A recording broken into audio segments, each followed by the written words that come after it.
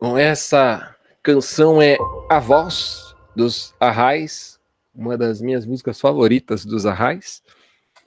Música que fala da presença do sol da justiça, né, iluminando tanto aqueles que esperam quanto aqueles que temem, né, a justiça de Deus. Tanto aqueles que viveram debaixo de opressão e por isso aguardam a justiça ser feita, né, quanto aqueles que vivem praticando opressão e que vivem como se nunca essa justiça fosse acontecer, né? E o reino de Deus, né? A voz que fala o coração vai chegar para todos esses, né?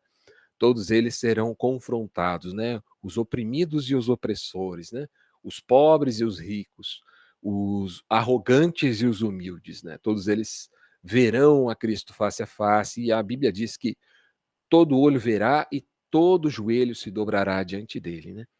Então, é, essa música fala um pouco sobre o tema que nós vamos conversar hoje, especificamente o trecho que nós vamos estudar do livro de Eclesiastes, né?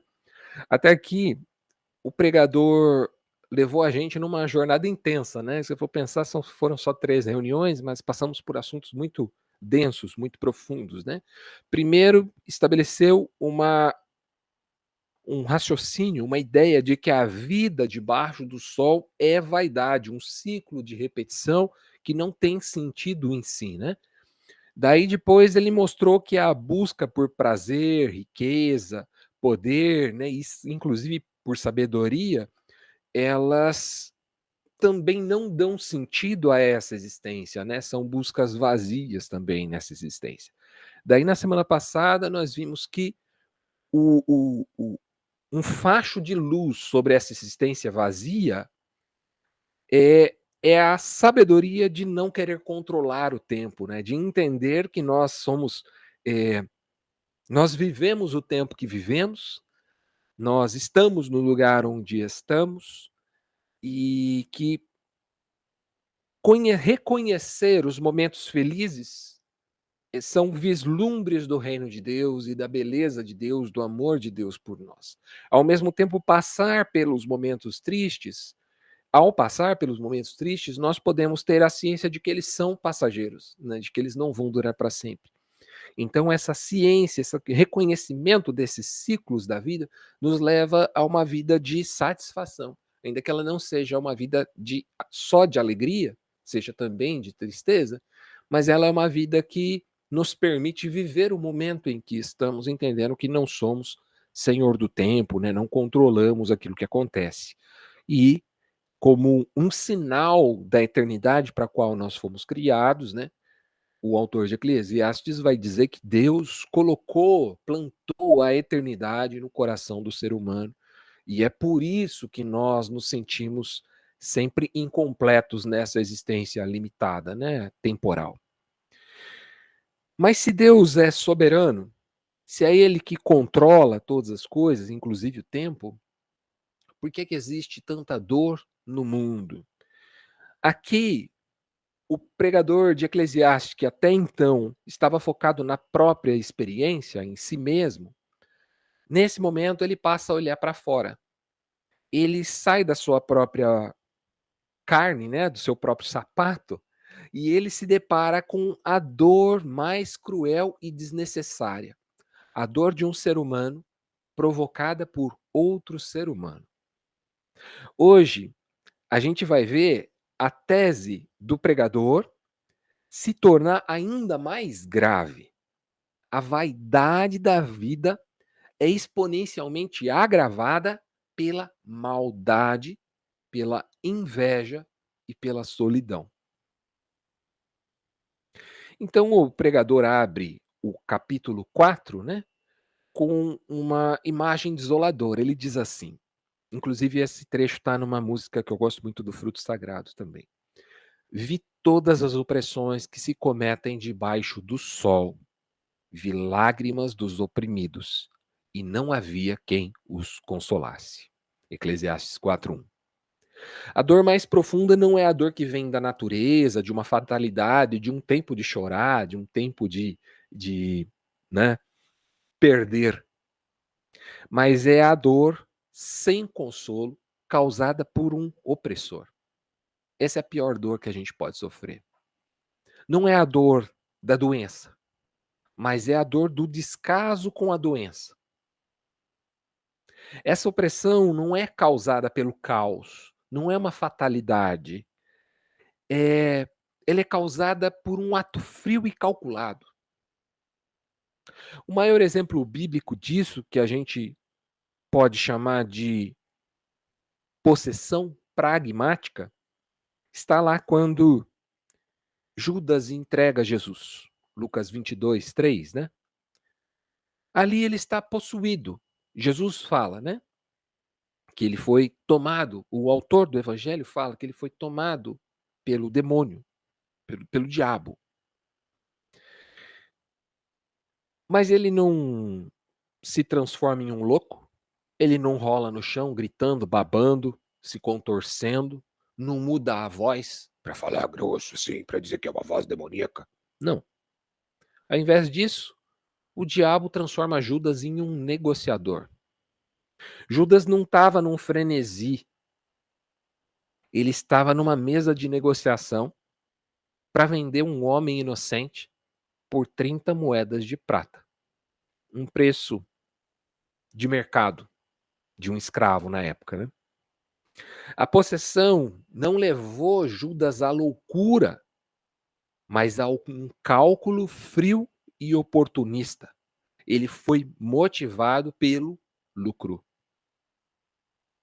O mesmo mal pragmático está presente e operante hoje em salas de reunião de empresas, de governos, onde a vida humana é um item na planilha, né? Quanto custa? Ou quanto dá de lucro? É quando líderes fazem manobra para extorquir propina na hora de comprar vacina. A gente passou por isso. Sabendo que o atraso nessa compra vai custar vida, mas ele opta pelo lucro pessoal. A gente perdeu pelo menos 700 mil vidas para a Covid-19 aqui no Brasil. E os especialistas dizem que pelo menos 400 mil morreram por causa desse mal, dessa possessão pragmática, do desejo de obter lucro a qualquer custo. Pensa nisso, quase 500 mil de pessoas foram mortas por causa da cobiça de pessoas que participavam do governo brasileiro naquela época.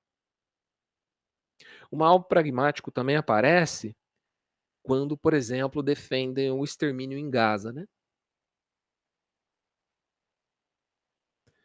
Considerando que as 66.288 vidas perdidas, pelo menos em dados oficiais até o momento, são um dano colateral aceitável.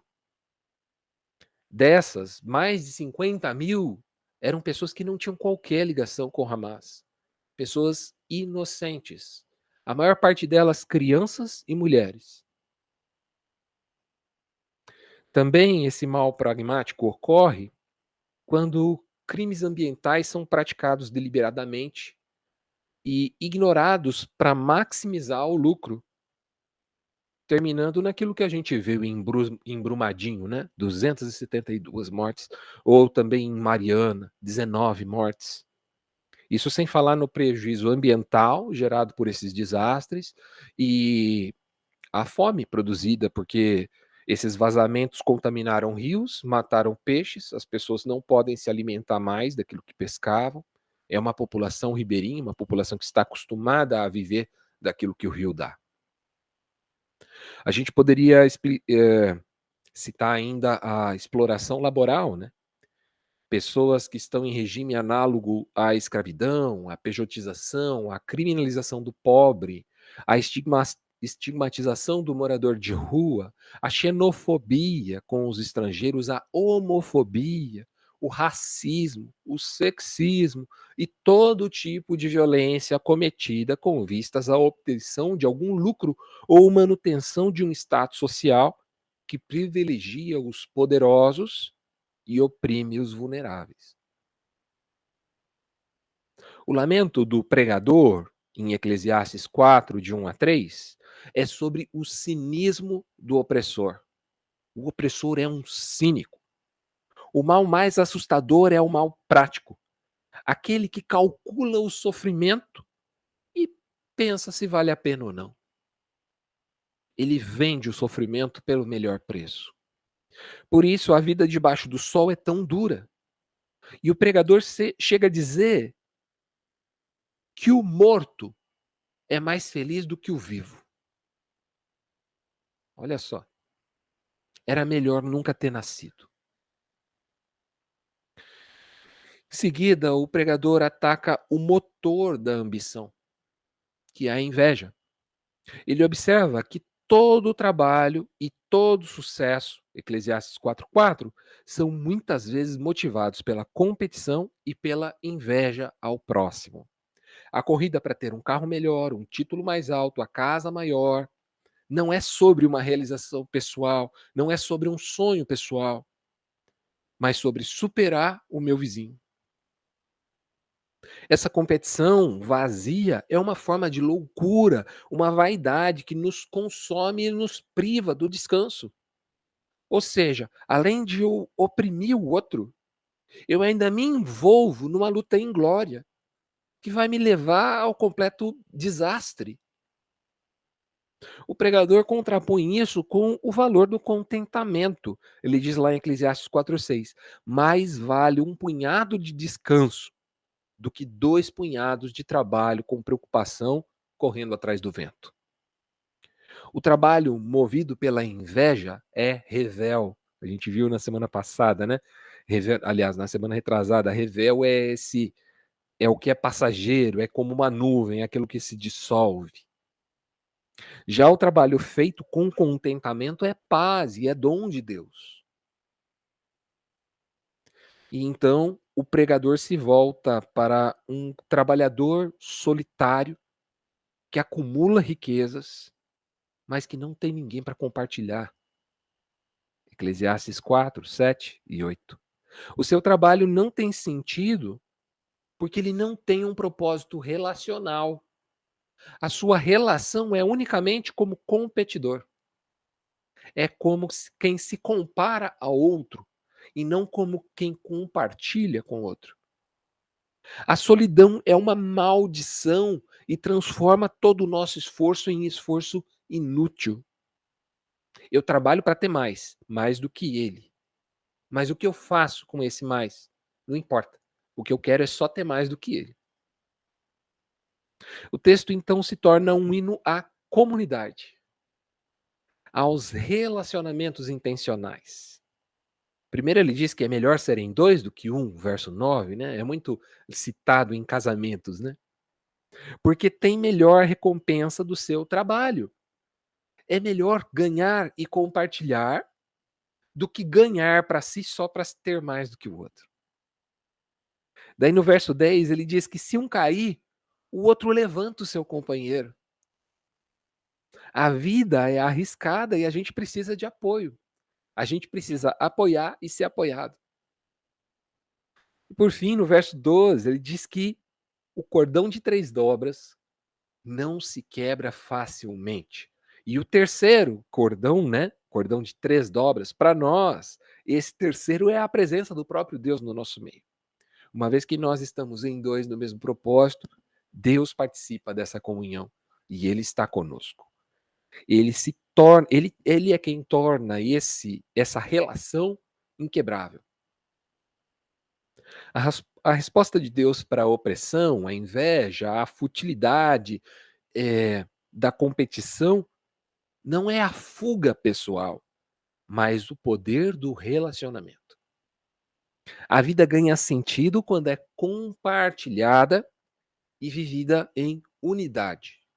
Ou seja, enquanto o trabalho egoísta é vazio e sem propósito, a vida da comunidade, a vida em família, ela nos dá um motivo verdadeiro para nos empenhar, para nos dedicar.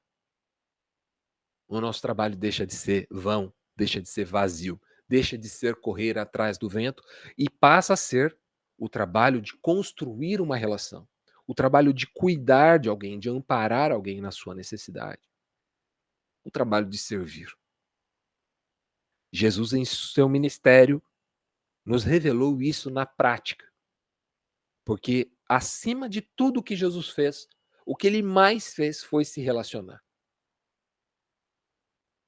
O seu trabalho com os seus discípulos, muito mais do que ensinar um ofício, foi um trabalho relacional. Ele afirma: vocês são meus amigos. Eu não chamo mais vocês de servos, porque um servo não sabe o que o seu senhor faz. Eu os chamo de amigos. Concluindo, a vida debaixo do sol é dura. As lágrimas dos oprimidos são reais. E o cinismo da possessão pragmática nos lembra que o mal é frio, calculista e opera em sistemas. O esforço solitário é um caminho para o vazio. A inveja é uma prisão. A injustiça é um fardo que ninguém consegue carregar sozinho. Mas o pregador não deixa a gente no desespero. Ele nos oferece um vislumbre da resposta de Deus para a futilidade social. O poder da conexão. O poder dos relacionamentos. A nossa libertação dessa solidão e dessa opressão não está em fugirmos do mundo, mas em nos aproximarmos uns dos outros.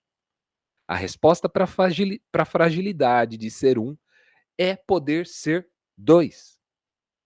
A verdadeira sabedoria de Eclesiastes 4 é: você não foi feito para andar sozinho.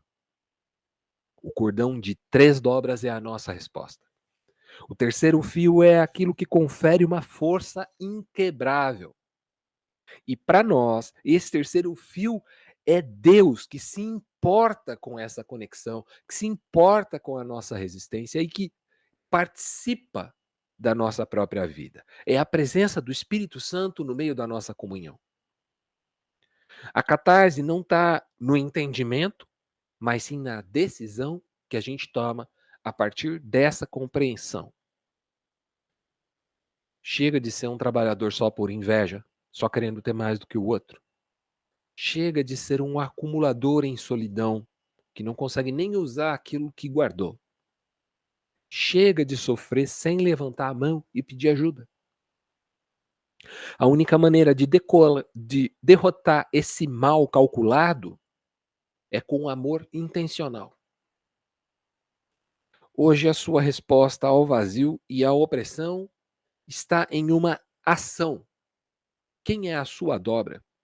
Quem é que você vai levantar? E o mais importante, você vai permitir que Deus seja o terceiro fio que vai dar a essa relação uma força para resistir, lutar contra toda injustiça sem perder a esperança? Essa é a nossa libertação. É a partir dessa base de apoio que a gente continua a nossa jornada com o pregador de Eclesiastes. E a próxima reflexão que a gente vai fazer vai ser sobre o perigo de adorar o sucesso, focando no risco que a riqueza do sucesso nos traz e da ausência de propósito também nessa busca por sucesso. E, como de costume, eu vou fazer uma pergunta. A gente vai partilhar a ceia, e daí a gente volta para conversar sobre essa pergunta, mas a pergunta eu já vou adiantar aqui qual é. A pergunta é assim: além desses exemplos citados, quais momentos você viu o mal pragmático operando para obter lucro enquanto oprime pessoas vulneráveis? Vou repetir. Além desses exemplos citados, quais momentos você viu o mal pragmático operando para obter lucro enquanto oprimia pessoas vulneráveis?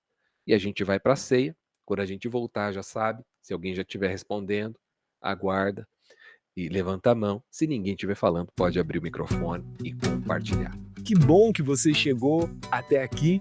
É sinal que você assistiu toda a mensagem. E se você assistiu toda a mensagem, é sinal que ela te edificou de alguma forma, te levou a alguma reflexão. E queira ou não, esse é o motivo principal da gente estar aqui, gerar uma fé que é forjada na reflexão, no questionamento, na dúvida. Tanto que você deve ter notado que no final da mensagem sempre tem uma pergunta para o pessoal que está participando ao vivo interagir, compartilhar novos pontos de vista, trazer contraponto, somar a toda a ideia que foi exposta. Se por um acaso você está assistindo aqui e não viu a reunião ao vivo, você também pode interagir aqui nos comentários desse post ou mandando inbox pra gente. Te interessa participar das nossas reuniões?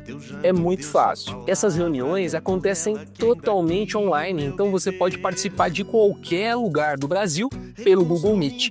Para acessar é só entrar em igrejapresente.com/encontro. Salvo raríssimas exceções, as nossas reuniões acontecem todos os sábados às 20 horas. E aqui todo mundo é bem-vindo, principalmente se você não se sente bem-vindo e acolhido nas igrejas tradicionais. A gente só não é tão tolerante assim com pessoas intolerantes e a gente só não recebe tão bem assim pessoas perfeitas, mas a gente também está aprendendo. Se você quer saber mais sobre a Igreja Presente, dá uma olhada no nosso manifesto, clicando aqui. E se você quer seguir o nosso canal e acompanhar todas as reuniões que são postadas, é só clicar aqui. No mais, seja muito bem-vindo, espero que você se sinta em casa. Um abraço, tchau, tchau. É proibido